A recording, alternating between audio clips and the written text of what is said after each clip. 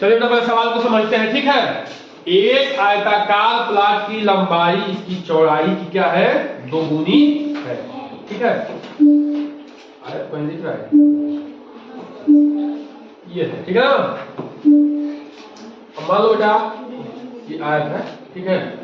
एक आयताकार प्लॉट है, इसको हम लोग रख देते हैं, मान लो प्लॉट रंगीन है ऐसा, ठीक ना। एक आयताकार प्लॉट है, ठीक है। इसकी लंबाई इसकी चौड़ाई की क्या है, दोगुनी है। पहले हम नाम लिख लेते हैं, ठीक है। मान लीजिए प्लॉट नाम, प्लॉट का नाम जो है ए है, बी है, सी डी है, ठीक बेटा। तो ए बी क्या है, लंबाई, बंद कर दीजिए इसको, क्लोज कर दीजिए। डीसी क्या है, लंबाई। अब चौड़ाई क्या है, एडी है और बीसी है कि नहीं, बताइए। प्लॉट में क्या होता है, जमीन है मान लो कोई, लेकिन उसका शेप कैसा है, आयताकार है। ये हम लोग का बोर्ड भी क्या है, आयताकार है कि नहीं है। लंबाई अलग है और चौड़ाई अलग है। लंबाई जब चौड़ाई के बराबर हो जाएगी तो क्या होगा, वर्ग हो जाएगा, होगा कि नहीं होगा। आयत में क्या होगा, 90 डिग्री का कोण होता है यहाँ पे, और लंबाई के बराबर लंबाई और चौड़ाई के बराबर चौड़ाई है, लेकिन लंबाई के बराबर चौड़ाई नहीं होता है, ठीक ना, ये ध्यान रखना। ये है आयताकार। तो दिया है क्या बेटा कि जो चौड़ाई है इसकी लंबाई क्या है, आधी है, यानी कि इसके दुगुनी है, ठीक है। 8 मीटर भुजा वाला एक वर्गाकार पर्वताल इसकी 1/8 भाग घेरता है, ठीक है। एक हम लोग क्या कर लेते हैं, एक वर्ग ले लेते हैं, ठीक है, छोटा सा।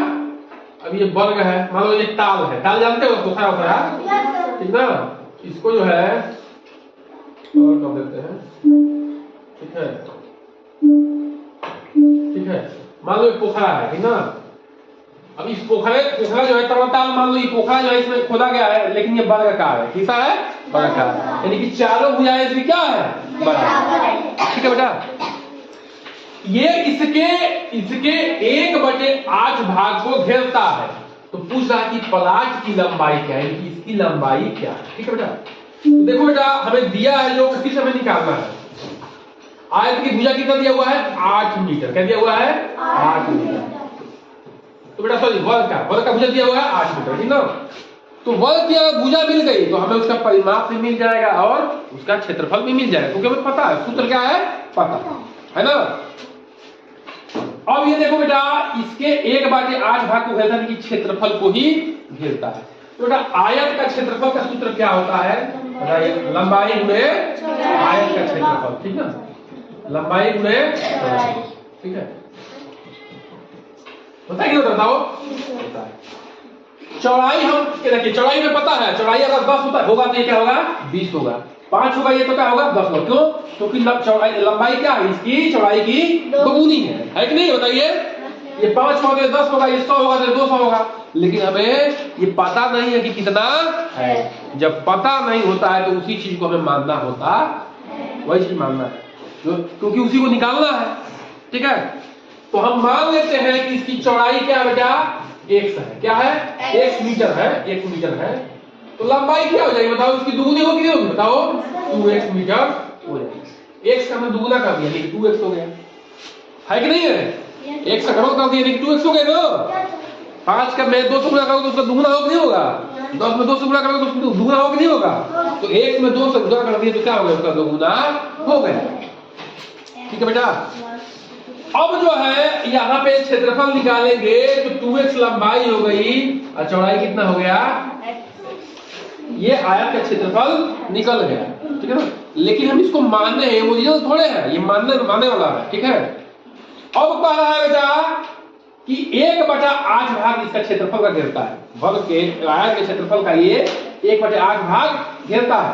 तो इसका 1/8 भाग यानी कि आयत के क्षेत्रफल का 1/8 भाग किसके बराबर है, वर्ग के क्षेत्रफल के बराबर, वर्ग के क्षेत्रफल के,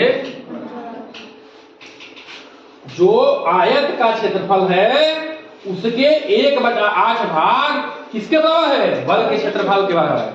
क्योंकि वर्ग का क्षेत्रफल कितना घेर रहा है, आयत के क्षेत्रफल का 1/8 भाग घेर रहा है, हो गया जी। अब देखो बेटा ध्यान समझो, ये क्या हो जाएगा, ये हो जाएगा, ये कट जाएगा, कट जाएगा जी, ये सब गुना है, नहीं तो इसको इधर ले सकते हैं, अच्छा बताओ वर्ग का क्षेत्रफल क्या होता है बेटा बताओ? भुजा गुणे भुजा होता है, क्या होता है? या भुजा का स्क्वायर होता है जी। तो भुजा कितना है? 8 है, 8 मीटर है, भुजा गुणे भुजा हो गया। ये देखो ये क्या है? ये 1/8 का भाग में है, पूरे का भाग में है, तो क्या हो जाएगा? ये गुणा हो जाएगा। देखो भुजा गुणे भुजा ये लिख दिए, ये आयत वर्ग का क्षेत्रफल हो गया, वर्ग का क्षेत्रफल हो गया। जो ये वाला 8 है 1/8 उधर चला गया, तो नीचे भाग इधर जाएगा तो क्या हो जाएगा? गुणा हो जाएगा। ठीक है। अब देखो बेटा ये क्या है? ये x स्क्वायर हो गया, x गुणे x क्या है? x स्क्वायर नहीं होगा, और 2 गुणा इधर जाएगा तो क्या हो जाएगा? भाग हो जाएगा। तो 8 में 2 से भाग देंगे तो क्या हो जाएगा? 4। क्या हो गया? ये 4। ठीक है बेटा। तो अब क्या करते हैं? यहाँ पे कर देते हैं, ठीक है, यहाँ पे कर देते हैं। x स्क्वायर वाला क्या होगा बताओ बेटा? 4 गुणे 8 गुणे 8। अब ये देखिए इसको मैं ऐसे लिख सकते हैं 2 गुणे 2 गुणे 8 गुणे 8। बोलिए लिख सकते हैं। अब x का क्या हो गया? इसका स्क्वायर इधर क्या हो जाएगा? ये वर्गमूल निकलेगा। क्या निकलेगा? वर्गमूल। तो वर्गमूल कैसे निकालते हैं? 2 में 1 लेते हैं, 2 में 1 एक जोड़ा बनाए, 2 का जोड़ा 1 है और 2 का जोड़ा 1 है 8 और दूनी का 16। 1 बराबर क्या हो जाएगा? 16 मीटर। 1 बराबर क्या हो जाएगा? 16 मीटर हो जाएगा। ठीक है। 16 मीटर ये क्या बेटा सही है? क्या पूछा है? प्लाट की लंबाई। तो देखो 16 का दिया है, मान लो उत्तर क्या जाएगा? गलत हो जाएगा। क्या जाएगा? क्यों बेटा? क्योंकि हमें निकालना है प्लाट की लंबाई और निकाले हैं अभी चौड़ाई। जब उसमें 2 से गुणा करेंगे तब लंबाई निकलेगा जी। तो 16 गुणे क्या हो जाएगा? तो लंबाई बराबर क्या हो जाएगा? 2 गुणे, बोलो सही करेंगे करें, लंबाई बराबर क्या हो जाएगा? 2 गुणे 16 यानी कि 32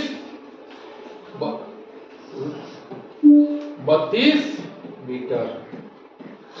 बोलो बेटा ये होगा। देखो कैसे कैसे कहां एग्जामिनर आपको फंसाता है। आप जल्दीबाजी में 16 मार देंगे, ठीक है, अरे निकल गया उत्तर, निकल गया, दिख गया उत्तर दिख गया। क्या जाएगा? क्योंकि पूछा गया है लंबाई। ठीक है, आप निकाले हैं बैठ बेटा, कहीं बैठे, बहुत जगह है, बैठ जाओ।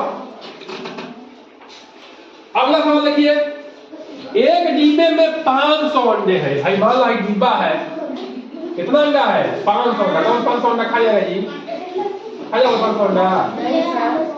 500 अंडा है, ठीक है, ठीक है बेटा। 3/25 अंडे टूट गए। यानी कि देखो बेटा, ध्यान से रख तुम, जो 500 अंडे हैं, जो 500 अंडे हैं उसके 3/25 क्या हो गए? अंडे टूट गए। तो घटाओ 25 से कम है 25 है, 25 दूनी का 50, 2 0 0 0 सॉरी ये क्या हो गया? 3 दूनी का 6 है 0, यानी कि 60 अंडा टूट गए।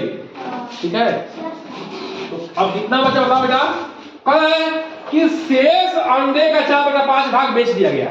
शेष अंडे की जो बचा है, तो 500 में से 60 घटाओगे तो कौन अंडा बचेगा? हाँ 440 का शेष बचा। अब शेष भाग का 4/5 भाग, देखिए शेष अंडे का क्या मतलब क्या होता है जी? गुणा। शेष अंडे के 4/5 भाग बेच दिया गया। तो जो इसका है 440 का, इसमें 440 का 4/5 भाग क्या कर दिया गया? बेच दिया गया। देखो करो, घटाओ इसको, 5 8 40, दूसरे के 4 5 8 40, 4 8 32 कर 2 हासिल 3, 4 8 32 से 3 35। इतना अंडा बेच दिया गया। 4 8 32 से 2 हासिल 3 होगा जी। 4 8 32 से 3 35। इतने अंडे क्या कर दिया गया? बेच दिया गया, बेच दिया गया, ठीक है।